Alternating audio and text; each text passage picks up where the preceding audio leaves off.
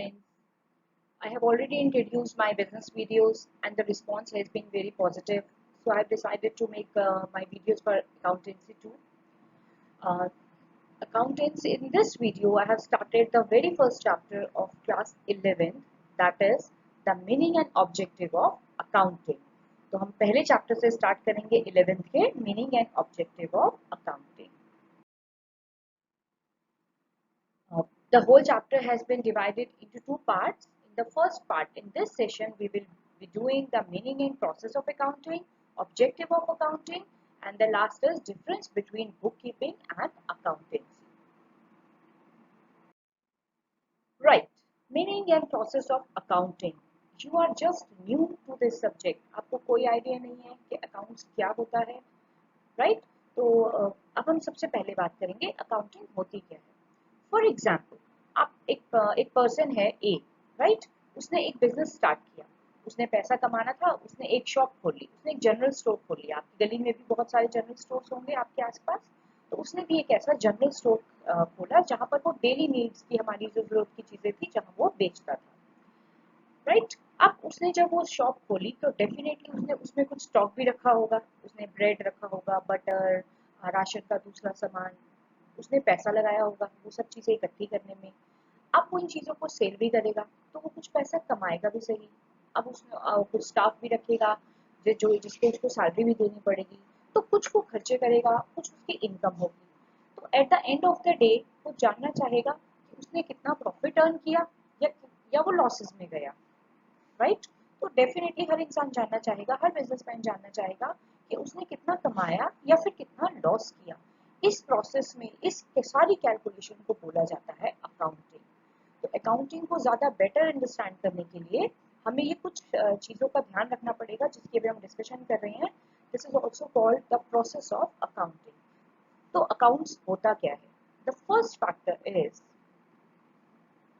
Identification of business transaction. यानी वो सब ट्रांजेक्शन्स जो हम कर रहे हैं, कितना हमने खरीदा, कितने का हम बेच रहे हैं, मैंने जो स्टाफ रखा है उसको कितनी सैलरी दे रही हूँ, जो मैंने शॉप ली उसका रेंट कितना जा रहा है.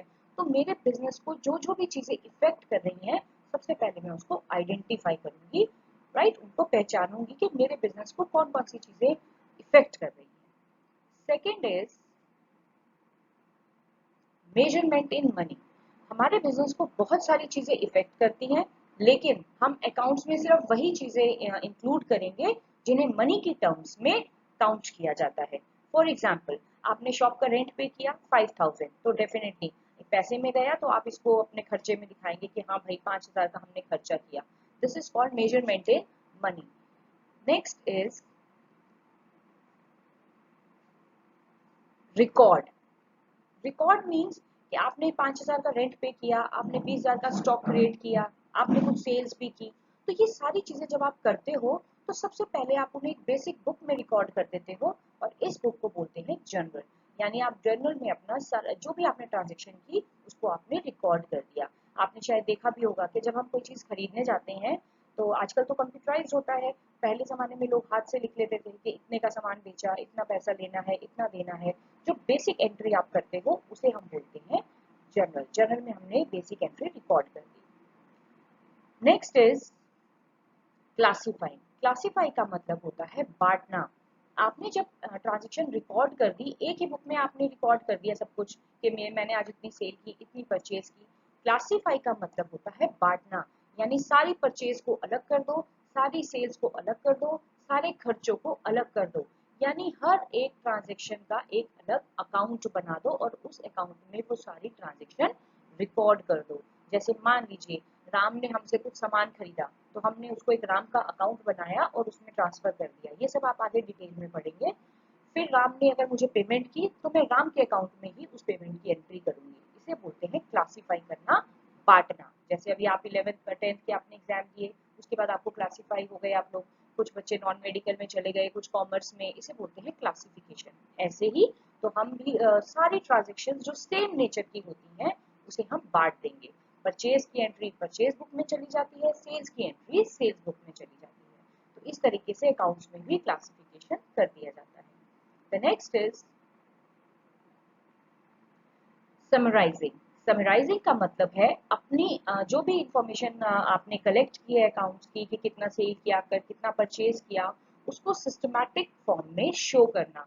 जो कंपनीज होती हैं या जो बिजनेस यूनिट होती हैं वो अपने trading account, profit and loss account, अपनी बैलेंस शीट ये सब रेडी करती हैं।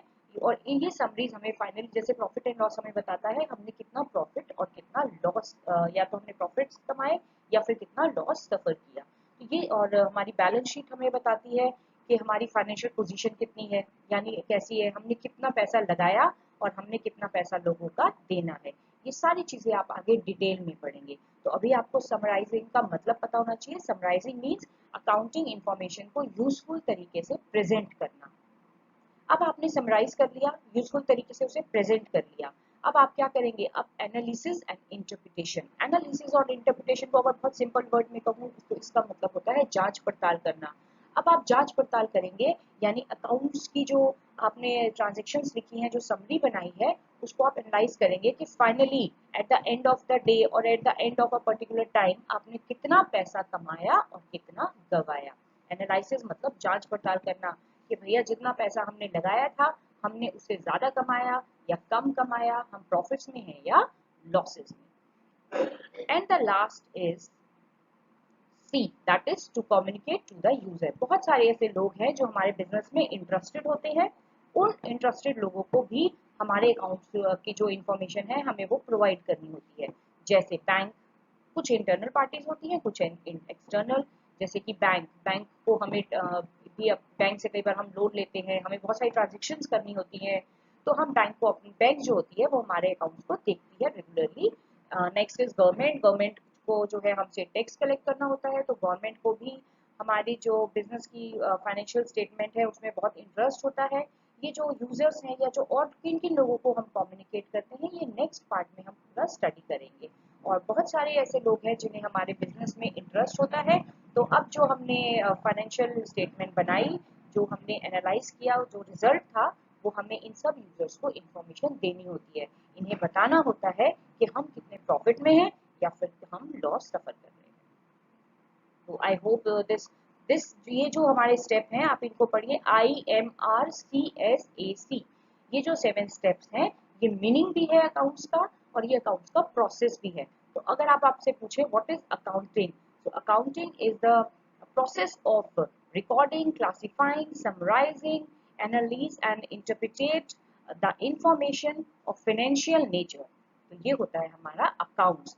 यानी हम सारी इंफॉर्मेशन को रिकॉर्ड करते हैं, उसको क्लासिफाई करते हैं, उसमें से रिजल्ट निकालते हैं और सिर्फ उसी इंफॉर्मेशन को जो फाइनेंशियल करेक्टर की होती है और फाइनली कम्युनिकेट करते हैं उन लोगों को जिन लोगों को हमारे बिजनेस में इंटरेस्ट है। इसे बोलते हैं अकाउंट्स।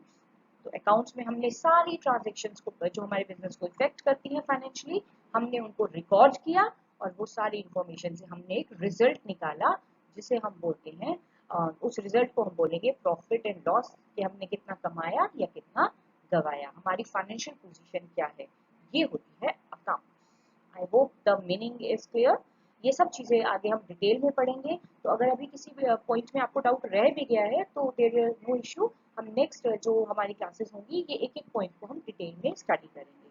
तो मीनिंग याद करने के लिए आप ये जो 7 वर्ड्स का ये जो कोड है IMRCSAC, इस कोड को आप याद कर लेना, it will help you. Next is objective. हम क्यों करते हैं अकाउंट्स? जब आप बिजनेस कर रहे हो, आप बोल रहे हो कि हमने पैसा लगाया और हमने कितना कमाया, डेफिनेटली हमें पता चलना चाहिए हमने कितना पैसा लगाया। तो ऑब्जेक्टिव क्या है, क्यों बनाते हैं हम अकाउंट्स की book? The first reason is to keep systematic record of business transaction. हम अपनी बिजनेस ट्रांजेक्शन का रिकॉर्ड सिस्टमैटिक तरीके से रख पाए, इसीलिए हम अकाउंट्स मेंटेन करते हैं। अगर देखा जाए तो हम घर पे भी, आपकी मदर भी छोटा सा अकाउंट तो वो भी बनाती हैं। फॉर एग्जाम्पल पापा ने उनको कुछ घर के लिए खर्च दिया, तो जितना भी पापा ने उनको खर्च के लिए दिया उसका भी वो रिकॉर्ड रखती हैं कि अगर मान लीजिए उनको 50,000 मिला तो उसमें से कितना उन्होंने राशन पे खर्च किया, कितना उन्होंने शॉपिंग पे खर्च किया। तो इस चीज का भी वो अकाउंट बनाती हैं। तो जो बड़े बड़े बिजनेसमैन होते हैं या जो बड़े बड़े बिजनेसेस होते हैं उसमें नंबर ऑफ ट्रांजेक्शन बहुत ज्यादा होती हैं जिसे आप याद नहीं रख सकते। इसीलिए उन्हें एक जगह लिख कर रखना, अकाउंट्स की बुक में लिख के रखना सिस्टमैटिक तरीके से बहुत हेल्प करता है business units. Next is to calculate profit and loss account, कितना आपने कमाया कितना पैसा गवाया ये निकालने के लिए भी आपको अकाउंट्स की बुक की जरूरत पड़ती है। Third, to know the exact reason leading to net profit और नेट लॉस, अगर आप प्रॉफिट्स कमा रहे हो तो क्यों कमा रहे हो, लॉसेस में जा रहे हो तो लॉस क्यों हो रहा है आपको पता चलना चाहिए। अकाउंट्स में हर चीज जो है वो क्लियर हो जाएगी कि मान लीजिए फायर लग गई आपके शॉप पे, लॉस हो गया तो आपको पता चल जाए, तो आप अकाउंट में एंट्री करोगे लॉस बाय फायर, तो आपको पता चल जाएगा अकाउंट्स की बुक देख के कि ये जो लॉस है हमें इस फायर की वजह से हुआ।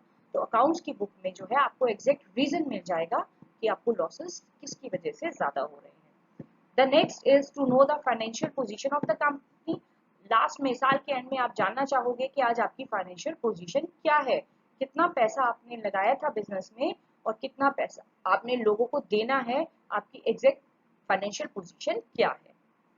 The next is to prevent and detect errors and fraud, कोई गड़बड़ ना हो आपके अकाउंट्स में, कोई फ्रॉड ना हो, जिसके लिए आप अपने अकाउंट्स की बुक को रेडी करते हैं। The last is to provide information to various parties, बहुत सारे ऐसे लोग होते हैं जो हमारे बिजनेस में इंटरेस्टेड होते हैं, जैसे कि हमारे बैंक हो गए, गवर्नमेंट हो गई हमारी, या हमारे ओनर्स हो गए जो हमारे पार्टनर्स हैं मान लीजिए। तो बहुत सारे लोग से जो है हमारे बिजनेस की बुक्स में इंटरेस्टेड होंगे, वो जानना चाहेंगे कि हम बिजनेस में प्रॉफिट अर्न कर रहे हैं या लॉसेस, तो उन लोगों के लिए भी हमारे लिए बहुत जरूरी हो जाता है कि हम अपनी अकाउंट्स बुक को प्रॉपरली मेंटेन करें। Now the difference between bookkeeping and accounting, अब ये बुक कीपिंग और अकाउंटिंग क्या होता है, you know there is a difference between bookkeeping and accounting. Bookkeeping एक बहुत सिंपल टर्म है, बुक कीपिंग जो है बच्चे वो कोई भी कर लेता है। इसको बुक कीपिंग का मतलब है सिर्फ जो आपने ट्रांजेक्शन की उसको आपने जर्नल में रिकॉर्ड कर लिया, इसको बोलते हैं बुक कीपिंग। यानी कौन सी बिजनेस मेरी ट्रांजेक्शन बिजनेस को इफेक्ट कर रही है, आपने उसको अपने जर्नल एंट्री में लिख लिया, इसे बोलते हैं बुक कीपिंग। जबकि अकाउंटिंग जो है वो बहुत वाइडर टर्म है, वो बुक कीपिंग से बड़ी है। अकाउंटिंग में इंटरप्रिटेशन भी आ जाता है, यानी बुक कीपिंग हमने सिर्फ रिकॉर्ड किया, जबकि अकाउंटिंग में हम उसको समराइज कर क्लासिफाई करते हैं, समराइज करते हैं और उसमें से रिजल्ट इंटरप्रिटेट करते हैं। यानी बुक कीपिंग जो है वो बहुत सिंपल है, कोई भी इंसान जो है बुक कीपिंग कर सकता है, जबकि अकाउंट्स करने के लिए you need to have some specialised knowledge. इनके जो डिफरेंस हैं वो these are following. First, bookkeeping एक प्राइमरी स्टेज है, यानी जब भी आपने कोई सेल की परचेज की तो सबसे पहले आप उसको एक जर्नल में रिकॉर्ड कर लेते हो, इसे बोलते हैं बुक कीपिंग। जबकि अकाउंटिंग क्या है, it is a secondary stage, it start where bookkeeping ends. आपने बुक में आपने एंट्री करके रख दिया कि आपको आपने किसी को सेल किया है, राइट। अब बुक कीपिंग आपकी खत्म हो गई, यहाँ से अकाउंटिंग शुरू हो जाएगी। अकाउंट्स में फिर उस ट्रांजेक्शन को समराइज किया जाएगा, उसको प्रॉपर सेल बुक में ट्रांसफर किया जाएगा और टोटल सेल्स निकाली जाएगी। तो अकाउंटिंग जो है वो थोड़ा वाइडर है बुक कीपिंग के कंपैरिजन में। The next difference is its objective is to maintain systematic record of transaction. Book keeping का जो ऑब्जेक्ट है वो रिकॉर्ड रखना है कि जो आपने ट्रांजेक्शन की हैं उसका एक रिकॉर्ड होना चाहिए हमारे पास। जबकि अकाउंटिंग का जो ऑब्जेक्टिव है वो ये है कि हम अपने नेट रिजल्ट्स और फाइनेंशियल पोजीशन को जज कर पाए, एनालाइज कर पाए कि कितना हमने कमाया, कितना हमने लॉस में गए, हमारी फाइनेंशियल पोजीशन क्या है, ये अकाउंटिंग का ऑब्जेक्टिव होता है। The third is book keeping जो होती है वो बहुत रूटीन नेचर का काम है। रूटीन नेचर का मतलब ये क्लैरिकल इन नेचर है, बहुत सिंपल वर्क है, ज्यादा कॉम्प्लिकेशन नहीं होती।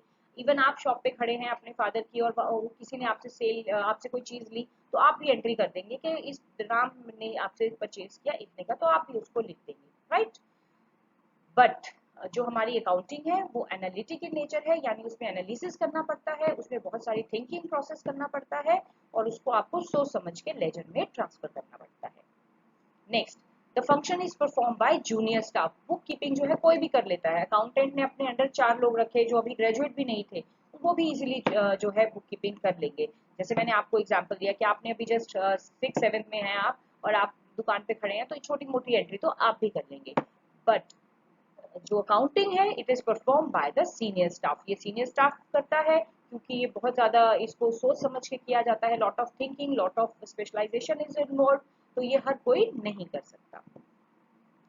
Next, bookkeeping can be perform by person having limited level of knowledge, यानी थोड़ा पढ़ा लिखा इंसान भी होगा तो भी वो बुक कीपिंग कर लेगा। अगर एक छोटी मोटी एंट्री करनी है या सिर्फ लिखना है कि हमने सैलरी पे की तो वो कोई भी लिख देगा।